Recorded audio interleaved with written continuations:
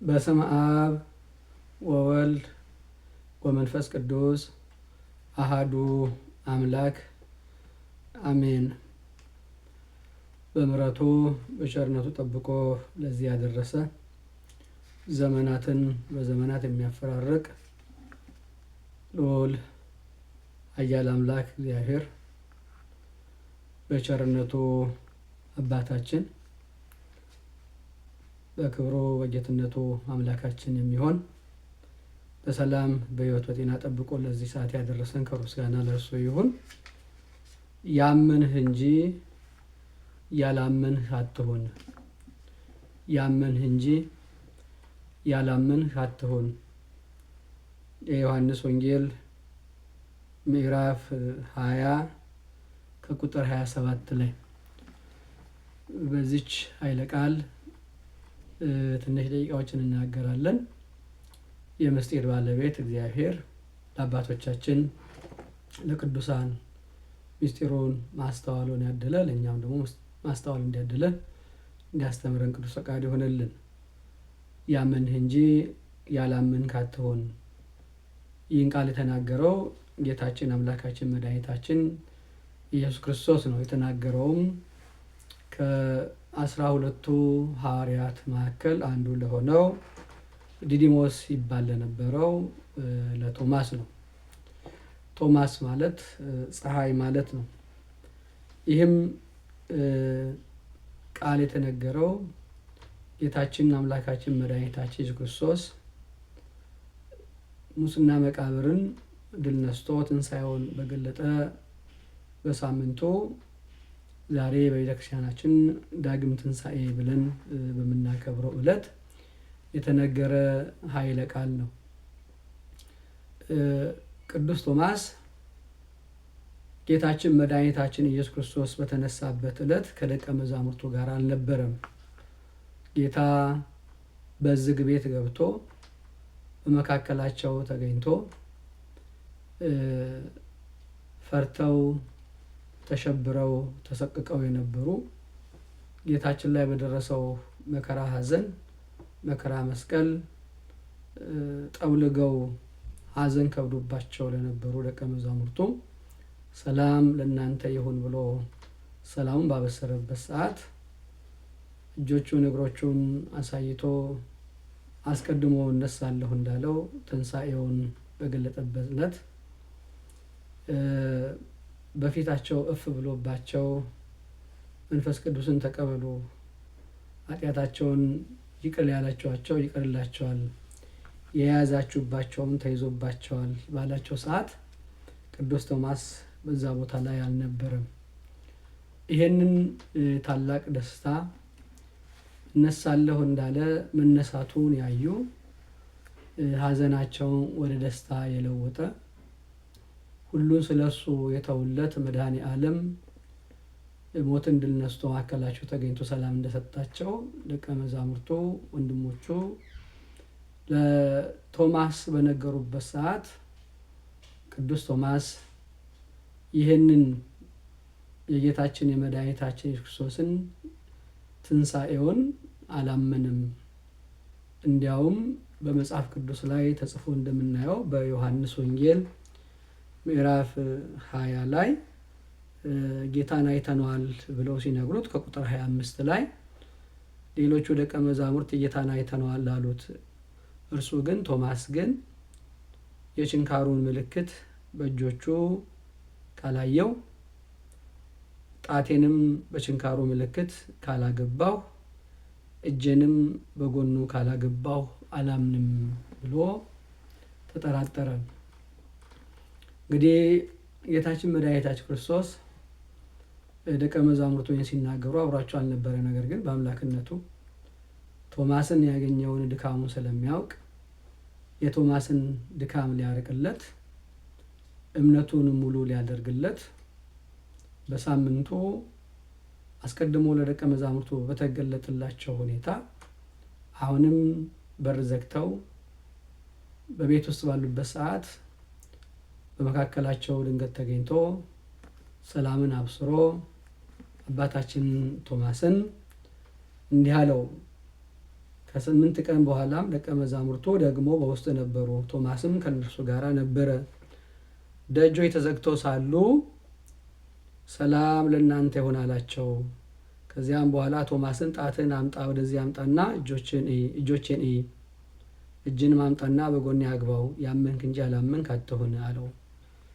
ቶማስም በዚህ ሰዓት ጌታችን የመድኃኒታችን ክርስቶስን ገባውን ጎኑን በዳሰሰበት ሰዓት ጌታዬ አምላኬ ብሎ ሐዋርያት እንደነገሩት እንደመሰከሩለት ጌታም አስቀድሞ የሚያስተምርበት ዘመን እንደተናገረው ሞትን ድል አድርጎ እንደተነሳ ትንሣኤው እሙን እንደሆነ እውነት እንደሆነ አምኖ ጌታዬ አምላኬ ብሎ ተናገረ። ጌታችን መድኃኒታችን ክርስቶስ ስላየኸኝ አምነሃል፣ ሳያዩ የሚያምኑ ብፁዓን ናቸው ብሎ የቶማስን ድካሙን አርቆለት እምነቱን ፍጹም አድርጎለት ከወንድሞቹ ከሌሎቹ ሐዋርያት ጋራ ከደቀ መዛሙርቱ ጋራ እኩል የትንሣኤው ምስክር እንዲሆን አብቅቶታል። በዚህ ውስጥ ብዙ እናስተውላቸው የሚገቡ ነገሮች አሉ።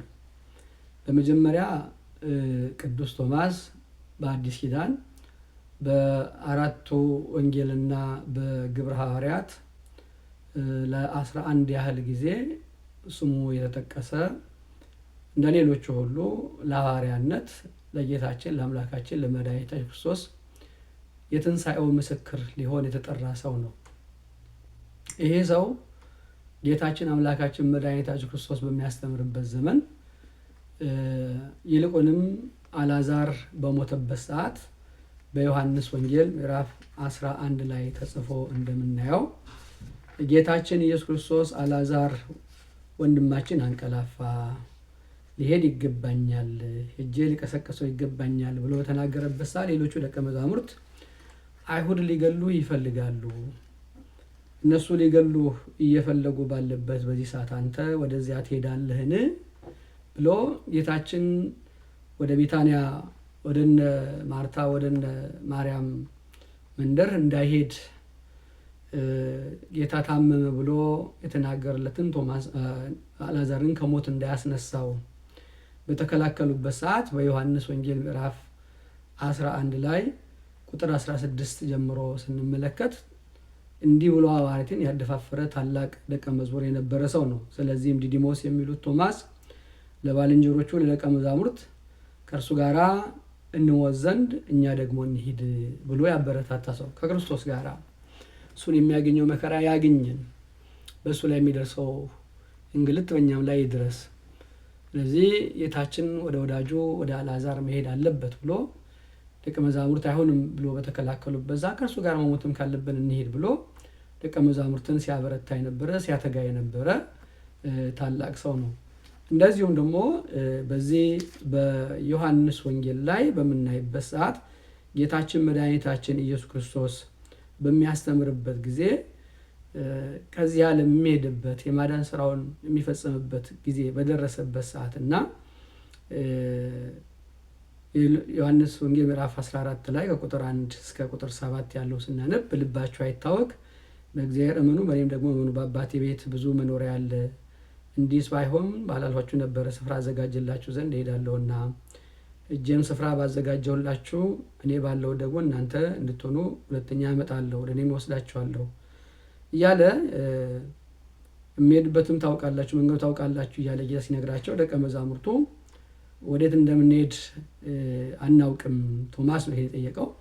ጌታ ሆይ ወደምትሄድበት አናውቅም፣ እንዴት መንገዱ እናውቃለን፣ እንዴት እንመጣለን ብሎ ጌታችን መድኃኒታችን ክርስቶስ እሱ መንገድ እንደሆነ በአብ በመንፈስ ቅዱስ ለማመን መንገዱ የወልድን የባህሪ አምላክነት ያላመነ በአብ የባህሪ አምላክነት በመንፈስ ቅዱስ የባህሪ አምላክነት ሊያምን እንደማይችል ጌታ እንዲናገር ያደረገ ሰው ነው። እኔ መንገድና እውነት ሕይወትም እኔ ነኝ ብሎ ጌታችን የተናገረው አባታችን ቅዱስ ቶማስ በጠየቀው ጥያቄ መሰረት ነው። እንግዲህ ቅዱስ ቶማስ በ12ቱ የሐዋርያት ዝርዝር ውስጥ የምናይበት ሰዓት አንድም ቦታ ላይ ስሙ ያልተዘለለ በአግባቡ የተጠቀሰ ደግሞም ከላይ ባየናቸው ምሳሌ መሰረት በማንኛውም ጥያቄ በሚኖርበት ሰዓት ንቁ ተሳታፊ የነበረ ደቀ መዝሙር ነው።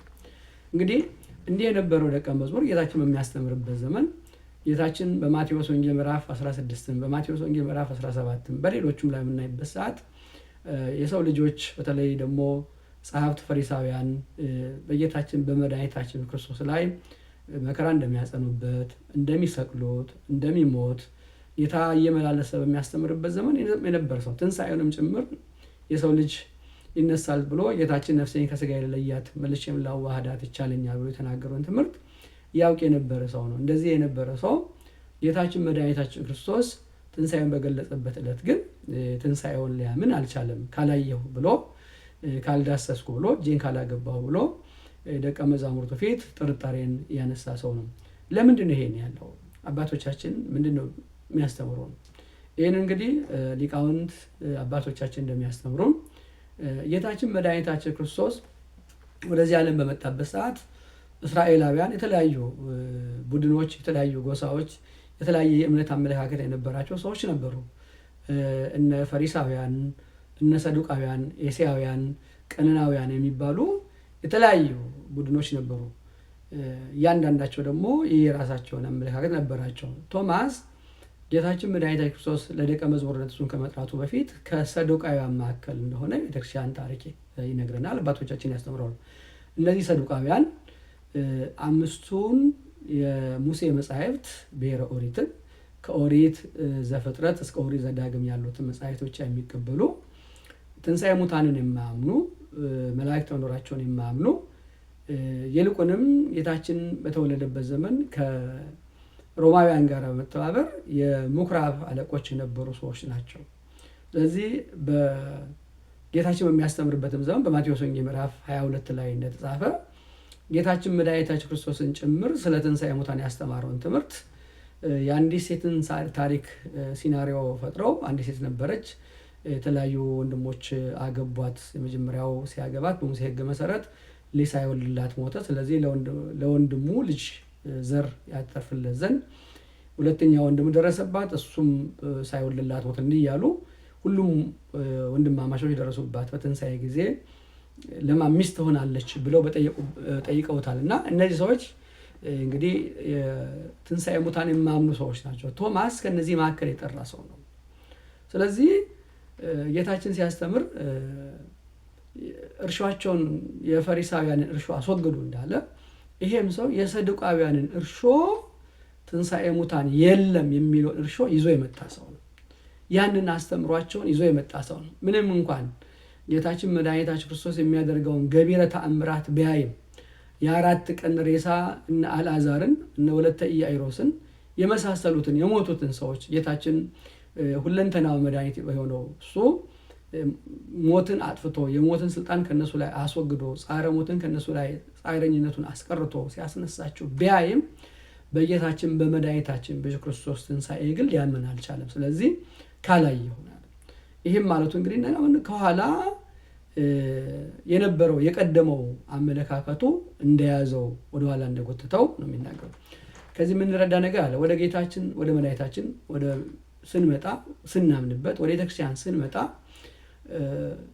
አስቀድሞ የነበረን አመለካከት ክርስቲያን ከመሆናችን በፊት በነፍስ ለስጋ ለእግዚአብሔር ከመገዛታችን በፊት የቤተክርስቲያን አካል በ40 በ80 ቀን ወይም ባመንበት ሰዓት ተጠምቀን ሀብተ ወልድ ስመ ክርስትና ሕይወተ ልቡና ከማግኘታችን በፊት የነበረን እርሾ የነበረንን ጥርጣሬ የነበረንን ክደት የነበረንን አስተምሮ ከዓለም ያዝናቸውን ከዓለም ያገኛናቸውን ነገሮች በጌታ መስቀል ስር ካልጣልናቸው በስተቀር በወንጌል አምነን ፍጹም በጌታችን በመድኃኒታችን በክርስቶስ የባሕርይ አምላክነት በስሉስ ቅዱስ በሥላሴ በባህሪ በህልና አንድ መሆን በአካል በስም በግብር ሶስትነት እስካላመንን ድረስ በዚህ ዓለም በኖርበት ሰዓት ነገር ሃይማኖታችን የሚያዘንን ነገር ተግባራዊ እናድርግ የምንልበት ሰዓት እንደዚህ አይነት ጥርጥሮች በቤታችን ውስጥ ይመጣሉ። በአንድ ልብ በቆራጥ ህሊና በቁርጥ ፈቃድ ለእግዚአብሔር በነፍሰ ስጋ እንዳንገዛ እግዚአብሔር ፈቃድ እንዳንፈጽም እንዳናደርግ ያደርጉናል፣ እንድንጠራጠር ያደርጉናል። ስለዚህ በመጀመሪያ ሊያምን የሚፈልግ ሰው የእግዚአብሔር መንግስት መውረስ የሚፈልግ ሰው ፈቃድ እግዚአብሔር ሊፈጽም የሚፈልግ ሰው አስቀድሞ በዓለም ሳለ ይዞት የነበረው አመለካከት ፍልስፍና ሊሆን ይችላል፣ ሳይንሳዊ ሊሆን ይችላል፣ ስጋዊ ሌላ ነገሮች ሊሆን ይችላሉ፣ እምነታዊ ነገሮች ይችላሉ፣ ከሌሎች ቤተ እምነቶች የሰማቸው ሊሆኑ ይችላሉ፣ በራሱ ጊዜ የፈጠራቸው ነገሮች ሊሆኑ ይችላሉ። እነዛን አመለካከቶችን አስቀድሞ ከራሱ ላይ ሊያስወገድ ይገባል። ያለበዛ በህይወት ውስጥ ብቅ እያሉ ይረብሻሉ። ሁለተኛ እንደ ሊቃውንት አባባል ቅዱስ ቶማስ እውነት አለው። ጌታችን በዚህ በሐዋርያት ሥራ ምዕራፍ 1 ላይ ደቀ መዛሙርቱ በዓለም ምስክሮቼ ትሆናላችሁ ብሎ ሲልካቸው እናያለን።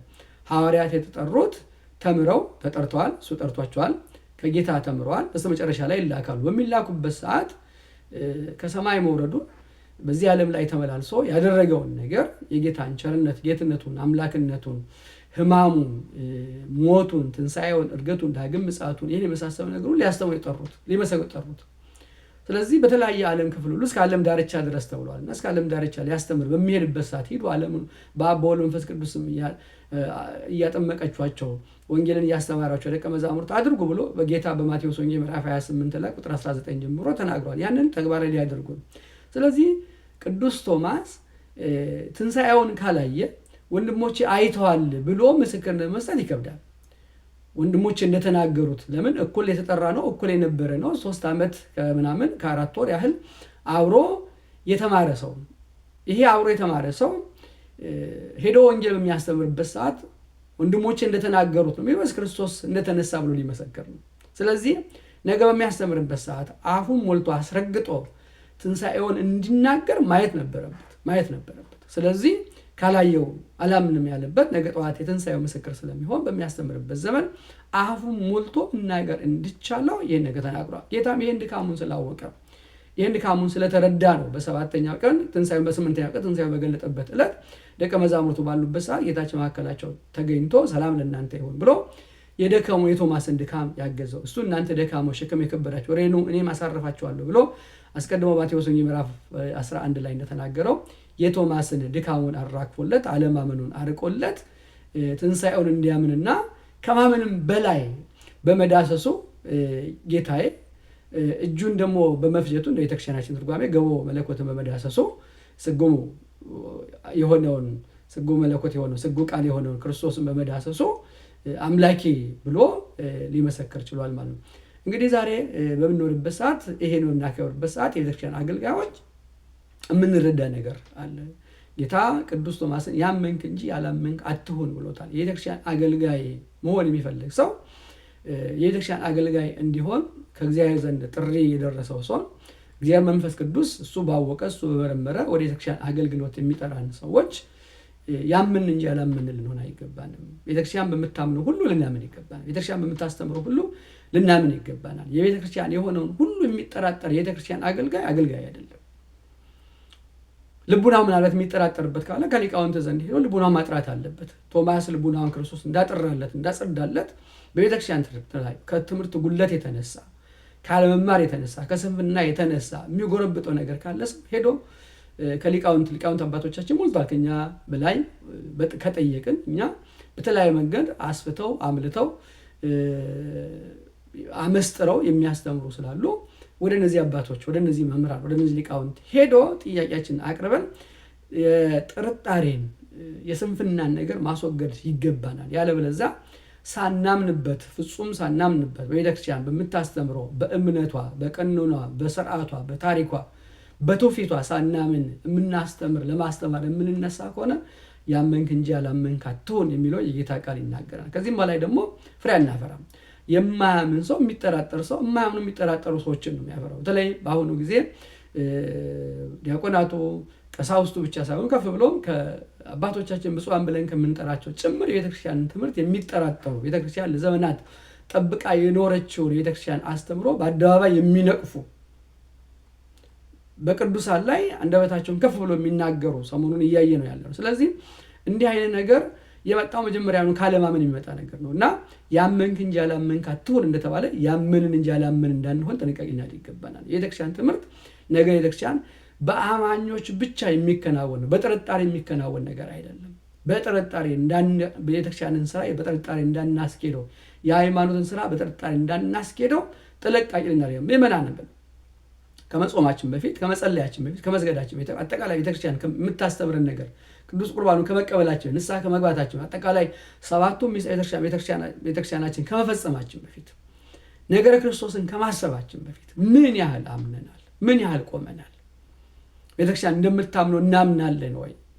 ቤተክርስቲያን በአካል ልንቆም እንችላለን። በመዝገብ ላይ ቤተክርስቲያን አባላት ተብለን ልንጠራ እንችላለን። ልባችን ውስጥ ግን በትክክል የቤተክርስቲያን ትምህርት አሜን ብለን የሚያስቀብልን ነገር አለን ወይ? አሜን ብለን አባቶቻችን ሲያስተምሩ አሜን ማለት እንችላለን ወይ? የቤተክርስቲያን መጻሕፍት ሲነበቡ አሜን ብለን መቀበል ችለናል ወይ? ይሄን የመሳሰለውን ነገር ልናስብ ይገባል። ያለበለዚያ የክርስቶስ አካል የሆነችው ቤተክርስቲያን በጥርጣሬ ወደ እሷ በምንቀርብበት ሰዓት ያመንክ እንጂ ያላመንክ አትሁን፣ ያመንሽ እንጂ ያላመንሽ አትሁኝ የሚሉ ነገር ታስባለህ። ለዛ ነው ጌታ በወንጌል ሲያስተምር የሰናፍጭ ቅንጣት የምታክል እምነት ቢኖራችሁ ይህን ተራራ ከዚህ ተነቅለው ወደዛ ሂድ ብትሉት ይሆንላችኋል ያለው። የሰናፍጭ ቅንጣት የምታክል ሰናፍጭ በተፈጥሯ ገለባ የላትም፣ አሰስ ገሰስ የላትም፣ ፍጽምት ናት። ፍጽምት እምነት ፍጽምት የሆነ ከጥርጣሬ ከኑፋቄ የራቀች ከትዕቢት ከትምክህት የራቀች ክርስቶስን የምታስመስል እሱን ማመንን በልቡና የምትስል ሐዋርያትን የምታስመስል እምነት በልቡናችን ካለ በፊታችን የሚቆም ፈተና ሁሉ የጥርጣሬ መንፈስም ይሆን ሌላም የኑፋቄ መንፈስ ይሆን ከፊታችን ሊወገድ ይችላል እና ሁላችንም ባለንበት ዘመን ሁሉ የቅዱስ ቶማስን ታሪክ እያሰብን ያመን እንጂ ያላመን እንዳንሆን ልንጠነቀቅ ይገባናል። ከዛም በኋላ ቶማስ ይሄንን ቃል ከተቀበለ በኋላ በሰማዕትነት ነው ሕይወቱን ያሳለፈው።